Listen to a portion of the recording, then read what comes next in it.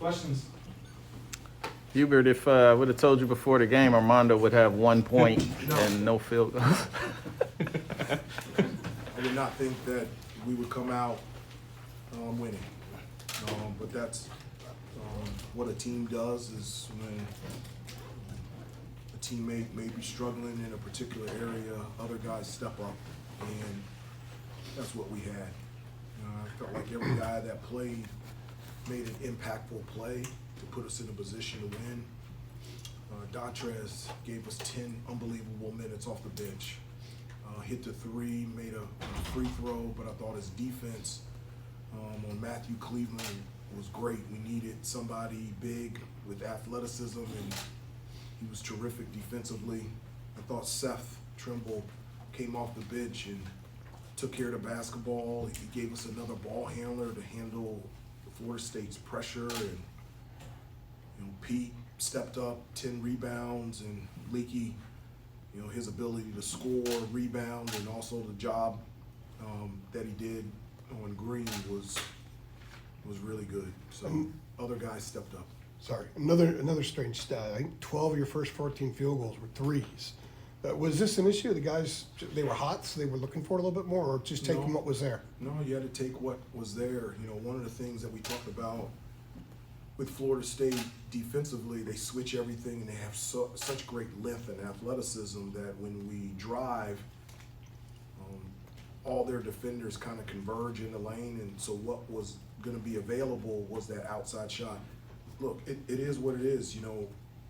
Prior to these last three games, and I don't know where we are now, but I mean, statistically, we're the worst three-point shooting team in the ACC, so teams have been packing it in and having multiple guys in the lane and making us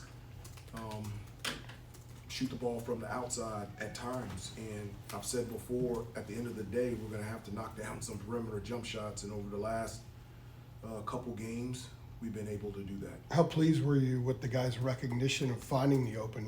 Very proud of them. Very proud of them. It's not as easy as you think to be able to find those open players with, because Florida State, they do a really good job of getting steals and deflections and make it difficult to be able to make that type of play. And so for our guys to be able to do that outside of, I felt like we had 8 turnovers like in the first part of the first half. After that, I felt like we settled down and we started making the easy play consistently, and then that's when our shots started to fall.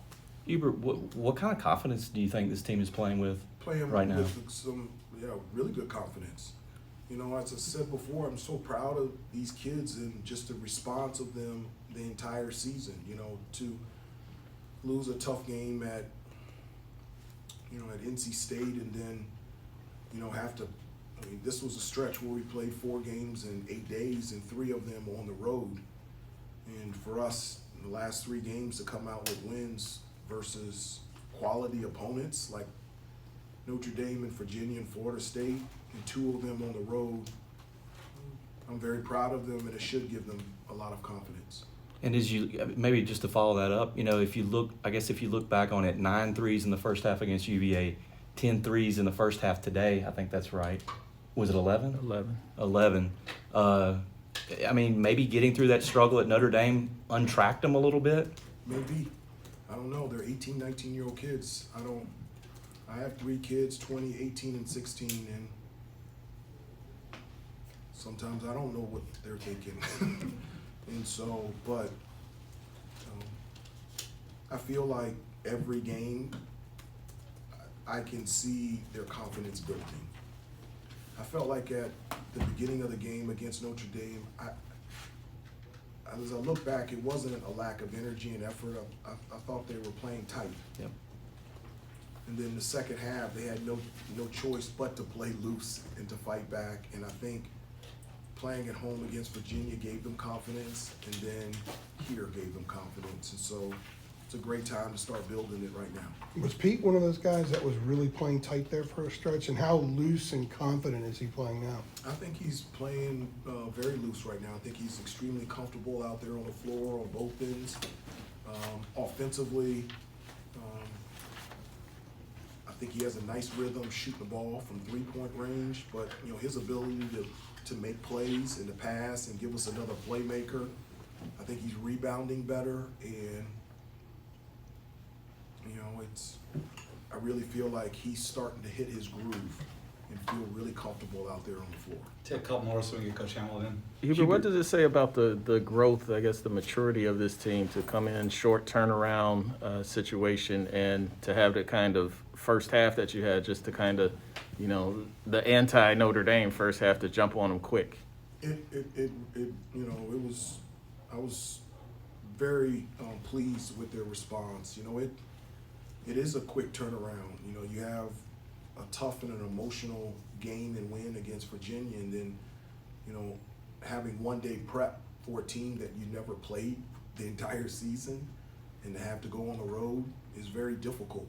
And so for us to use yesterday as a day just to rest physically, but also to mentally prepare for what we were going to play against tonight, and then come in to shoot around and really lock in about the things that we wanted to accomplish on both ends of the floor, and to be able to put that out there in the game is really good.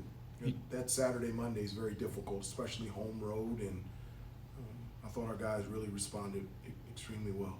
How about Leaky?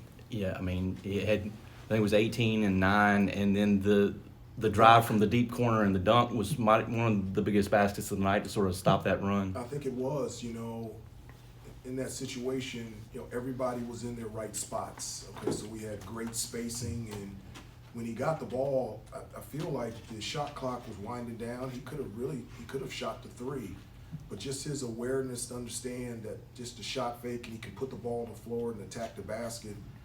I agree with you. I think that was the biggest. I think that sealed it. His awareness and ability to be able to dunk the ball, and I can't say enough about Leaky. I told him, I think last week or a couple weeks ago, wherever he is, he will always start for me.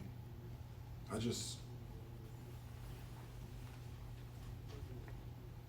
just the type of kid that you want to coach and you want out there on the floor, and I love him very much. Take one more, please. Did the Lemon Oreos make the road trip? You won't believe this. Okay, you won't believe this one. Yes, I went to Harris Teeter yesterday to go get him some more. So I left him in the office because he hadn't finished the ones that I gave him. We get on a flight, we get here to Tallahassee, we check into our hotel, we get into the lobby, and at the front desk there are 20 to 25 boxes of lemon Oreo cookies. I still, right now, have no idea who sent them, but there were boxes, 20 to 25 boxes of lemon Oreo cookies right there on the front desk in the lobby. And so, yeah, they came. I don't know who sent them. I didn't send them. You tried one yet? Huh? Have you tried one yet? No. I told You you. gotta let us know when you Yeah, do. he's scared to.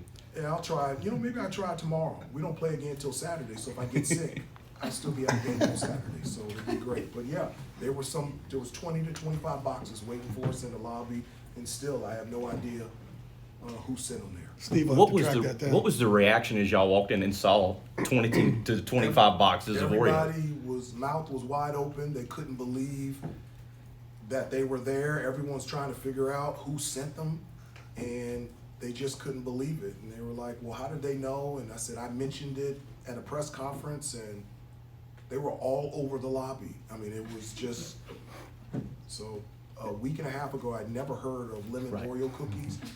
Now I see them every day. And so when I try them, I'll let you know, okay? Thank you, They Coach. said they're Thanks, great. everybody. We'll let Coach